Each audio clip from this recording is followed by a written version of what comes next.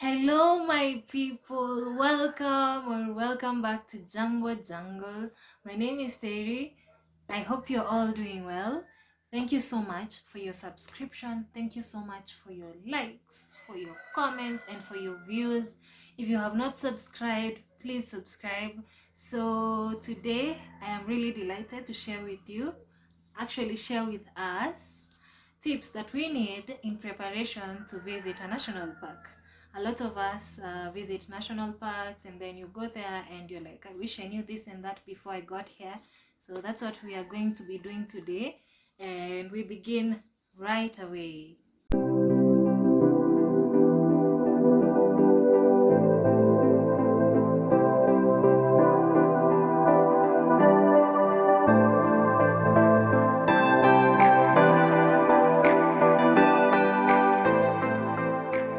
Number one, have a good vehicle, preferably a four-wheel. Number two, have enough snacks and plenty of water. Number three, have a tour guide. A tour guide is important, very important. This is because they know all the routes, they know where animals can be found, and they can be of help in case of an emergency. And then number four, the timing you go there is very crucial. You need to be there at an appropriate time. And number five, go there with another person, a person you know, or in a group, you know. It's the more the merrier. It's more fun when you're not just you. So yeah, onto my story. This is the part I say story. It is story time. Back in 2017, my cousins and I decided, it is the festive season. Let's go and explore Meru National Park. So, Sisi Nani, we hired a Land Cruiser. We went all the way to Meru National Park. And we were there as early as 6 a.m.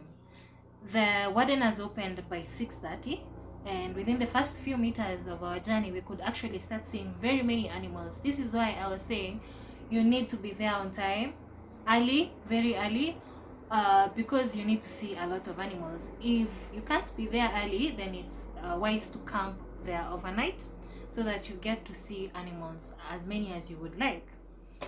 So now our journey went well. Our journey was really okay. It was okay until in the middle of nowhere, our vehicle, our able Land Cruiser, developed a mechanical problem.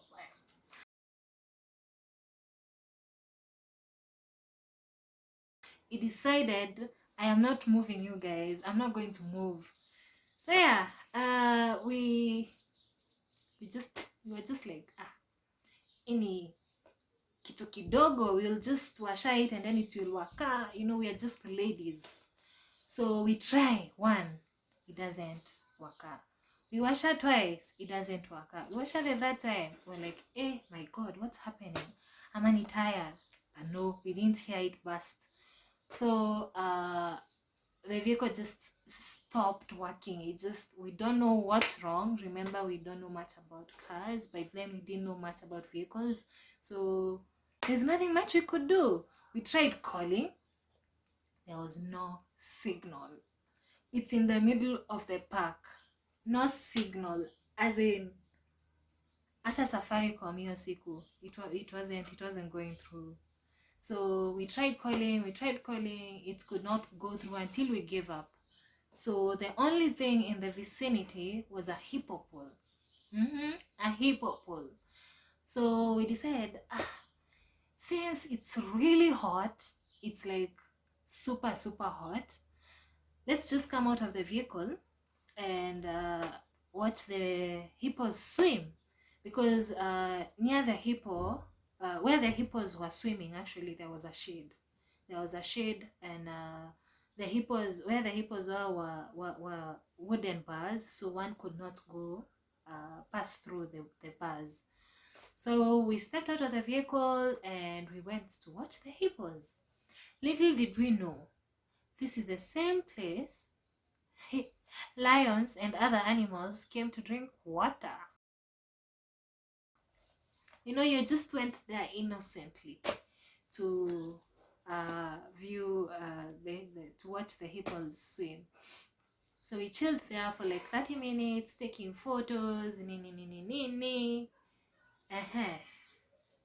A few moments later, a lion came. A lion. A lion came to drink water. So one of my cousins actually is the one who spotted the lion, and she was like, "You guys, there's a lion. There is a lion." And we're like, wacha kutuchocha, you know, because throughout the journey, she kept on giving us false alarms. She kept on telling us, "Oh, there's a lion. There's the lion," and when you look, there's no lion. So this time round, we thought she was the hornbill, you know. So we were like, "You're just joking with us." Then she kept on insisting, "You guys, I am serious. There is the lion." So we decided to check and look, and we froze. The mighty lion was there drinking water. There was a path actually next to the hippo pool. There was a path, a small path that animals could pass through. Even if we wanted to pass through, we would have passed through. So yeah, we froze. So a few minutes after it stopped drinking water, it started approaching that path. It started approaching us using that path. I don't think it saw us. I want to believe it did not. But what would you do if a lion started coming towards you and you're seated there? What would you do? So for us, we ran away. The mighty photographers became Kipchoge on that day. We could not even find time to take a photo of that lion because you're so scared, you froze, but all of a sudden, you ran away. Adrenaline. I was the last one. I guess because I was heavy, I was really heavy by then. So, yeah, I ended up being the last one to get to the vehicle. But luckily, I made it. So, on getting to the vehicle, we held our breath. Oh, it was quite an experience, honestly. So, we stayed in the vehicle for 2 hours. 2 hours. Remember, these 2 hours, it's really hot. That's why I was saying, I was insisting on enough snacks and plenty of water. You never know what will happen. You just never know what will happen. At the same time, you need a tour guide. We didn't go with a tour guide. You need a tour guide, uh, especially one who is, familiar with the routes. One who will tell you what to do in case of an emergency, like the lion emergency. Yeah. Because I'm sure a tour guide wouldn't have told you to run away. So yeah, you need a tour guide, preferably one who can drive as well. Yeah.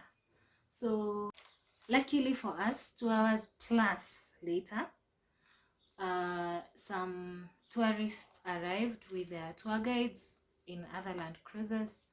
Their tour guides were their drivers at the same time, and they could help. They had mechanical skills, so they came to the rescue for us. Mahali wako wabarikiwe. So yeah, so they helped us out. And then we could join them and the rest in touring the place.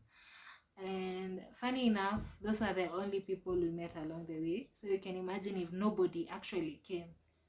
You would just have to be helped by maybe the wardeners whenever they made their tours around the park, and you don't know when they would do that or get to the point we were. So to sum it up, I would not wish this on anybody. You just need to be prepared. You have to be prepared before you go to a national park. It may seem like an easy thing, but trust you me, it's not. Anything can happen out there. You need to be dressed appropriately as well. Do not put on bright or white clothes. Just put on clothes that you would not mind dirtifying. This is because if you get an emergency like we did, thank God none of us had bright or white clothes, bright colored clothes, because at some point we had to sit under the shade, under the shade And imagine you wouldn't want to do that on your white trouser, or yeah. So make sure you're dressed appropriately, make sure you have enough snacks, enough drinks, just make sure you're sorted. And at the same time, go with another person or more people. You do not want to go there alone. Imagine if I was like, I'm a solo rider, I can go here by myself and have fun by myself. Hey, it would have been a long day, because imagine if this would have happened to me, the same incident, if it would have happened to me alone, by the time somebody came and found me there, I don't know. As much as those wardeners do their tours around the park, I don't know what time they would have gotten to me, maybe midnight. And remember, there is no signal, so go with another person, maybe for company and consolation, like we consoled ourselves. So yeah, I hope this helps. I hope this helps you in your next trip. I hope it has helped you. Thank you so much for listening. Please subscribe, please like. Thank you so much. Till next time, this is Jumbo Jungle. Bye.